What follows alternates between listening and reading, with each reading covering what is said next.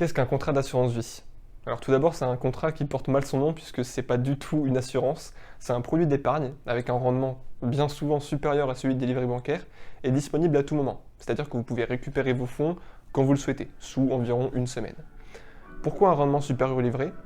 Tout simplement parce que le contrat d'assurance vie va vous permettre d'investir sur les marchés financiers à travers des fonds d'investissement. Pour faire simple, vous allez acheter des parts d'un fonds d'investissement, disons 1000 euros, peu importe, sur le fonds d'investissement X. Ce fonds d'investissement, lui, avec son gérant et son équipe de gestion, va investir sur les marchés, il va acheter soit des actions, soit des obligations, parfois les deux, et en fonction des caractéristiques du marché, de la performance des entreprises, de la stratégie du gérant de fonds et de beaucoup d'autres paramètres, ce fonds va offrir un rendement annuel. Ainsi, si vous avez acheté pour 1000 euros d'un fonds X le 1er janvier de l'année N, si ce fonds connaît une performance sur l'année de 15%, vous aurez au 1er janvier de l'année suivante, N plus 1, une plus-value latente de 150 euros. Je précise bien plus-value latente parce que tant que vous n'avez pas vendu, vous n'avez pas de gain ou de perte dans le cas où la performance serait négative effectif. Ça va être du latent. Mais si vous vendez toutes les parts du fonds que vous avez acheté, vous aurez donc bien 1150 euros, les 1000 du départ, plus les 150 euros de plus-value. Ces fonds d'investissement, on appelle ça dans le jargon des unités de compte, des UC. Et ces unités de compte, on va pas seulement avoir des fonds qui investissent dans des actions ou dans des obligations, vous allez aussi trouver des fonds qui investissent dans la pierre papier, donc qui investissent dans l'immobilier, mais sans que vous ayez à détenir réellement un bien immobilier et toutes les contraintes qui peuvent s'y référer.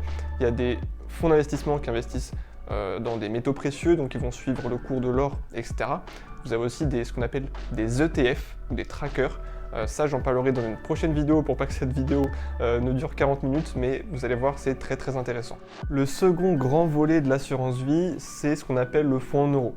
C'est un fonds qui est entièrement garanti en capital, donc vous ne pouvez pas perdre d'argent là-dessus, c'est entièrement sécurisé jusqu'à maintenant, mais ça va suivre la même logique que les livrets dont j'ai parlé dans ma précédente vidéo, c'est-à-dire que le rendement est en baisse et est très faible. Et en fonction de là où vous avez ouvert votre contrat d'assurance vie, le rendement donc de ce fonds en euros peut varier entre 0,5 et 2% par an pour les tout meilleurs contrats, pour les tout meilleurs fonds en euros. Mais pour ces fonds en euros là qui rémunèrent jusqu'à 2% annuellement, vous avez une obligation la plupart du temps qui est de mettre maximum 50% de fonds en euros dans votre contrat d'assurance vie. Donc les 50 autres pourcents de la répartition de votre contrat devront être investis sur des unités de compte qu'on vient de voir juste avant. Donc vous ne pouvez pas mettre 100% de fonds en euros à 2% sur votre contrat. Voilà, vous savez maintenant à peu près ce qu'on peut mettre dans un contrat d'assurance vie qui est au final une enveloppe fiscale où l'on peut glisser beaucoup de produits financiers. Donc à la question très commune, quel rendement peut-on attendre d'un contrat d'assurance vie?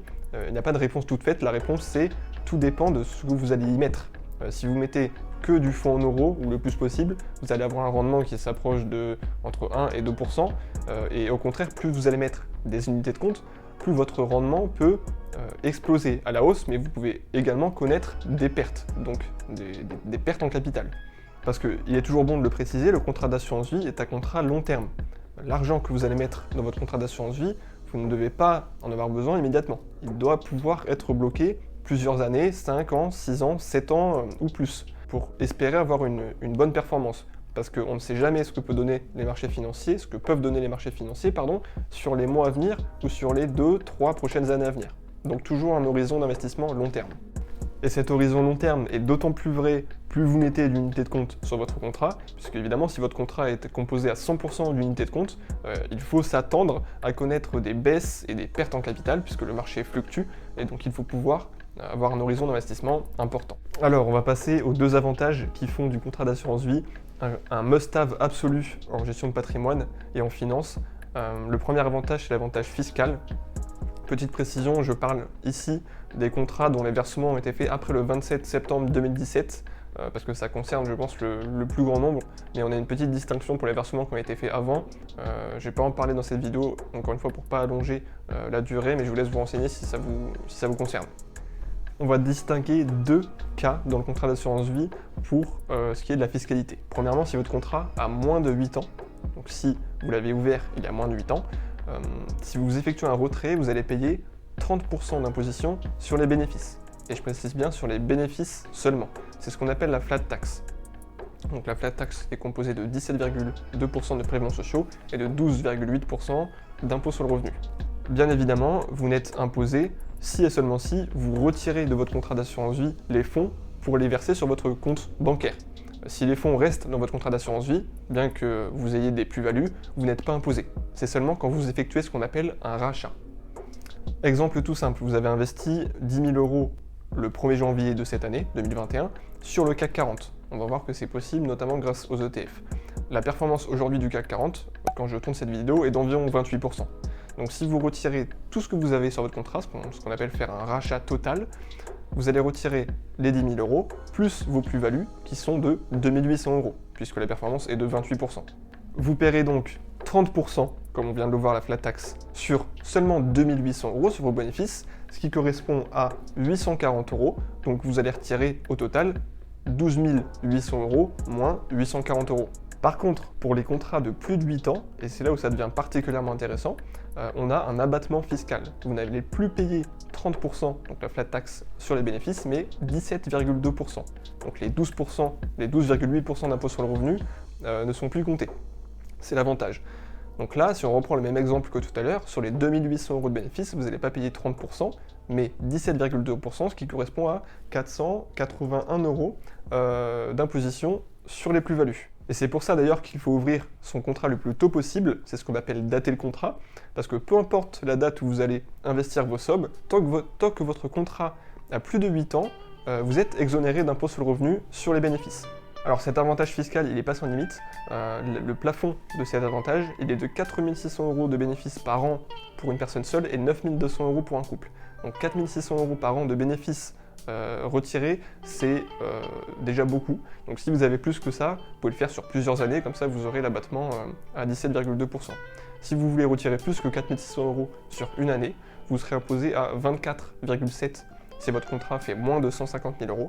Et si votre contrat est supérieur à 150 000 €, vous serez imposé, donc au-delà des 4 600 €, à la flat tax, à 30%. Donc là, vous n'aurez plus d'avantage.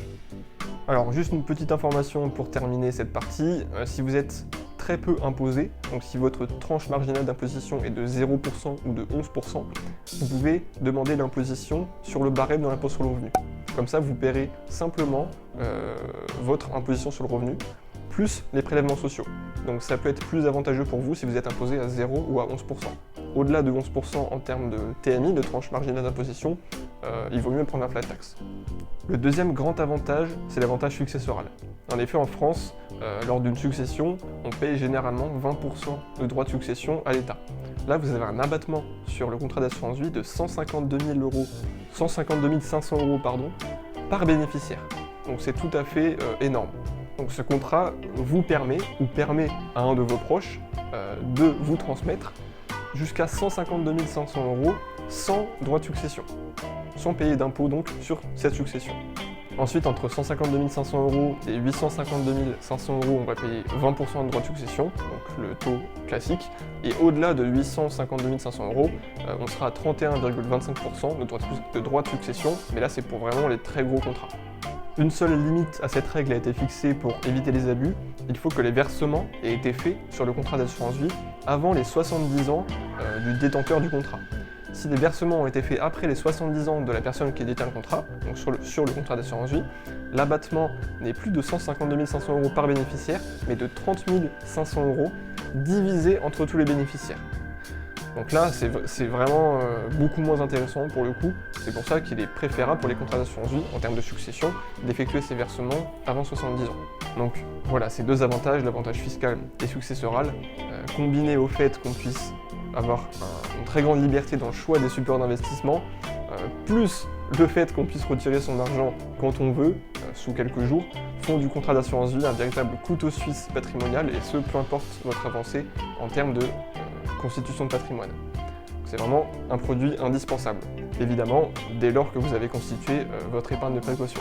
Il est à noter que pour chaque contrat d'assurance vie, on a une garantie qui est prise en charge automatiquement par l'État à hauteur de 70 000 € en cas de défaillance de l'assureur. Donc l'assureur, c'est la personne morale qui détient le contrat d'assurance vie qui va ensuite être commercialisé par les banques ou les cabinets de gestion de patrimoine.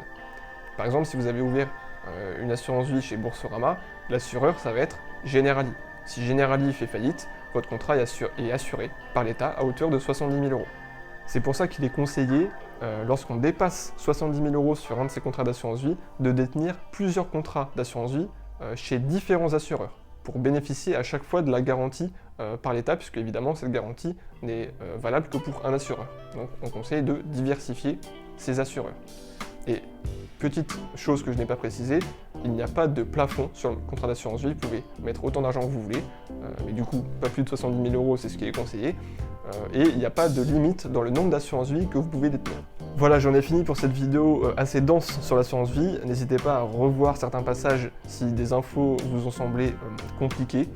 On verra très prochainement sur cette chaîne quels sont les meilleurs contrats d'assurance vie en ligne en termes de frais, quels sont les meilleurs fonds d'investissement, quelle est la meilleure répartition entre unités de compte et fonds en euros en fonction de votre profil, quels sont les meilleurs ETF, etc. etc. Si vous ne voulez pas louper ces vidéos, un seul geste suffit, un seul clic, abonnez-vous. Salut!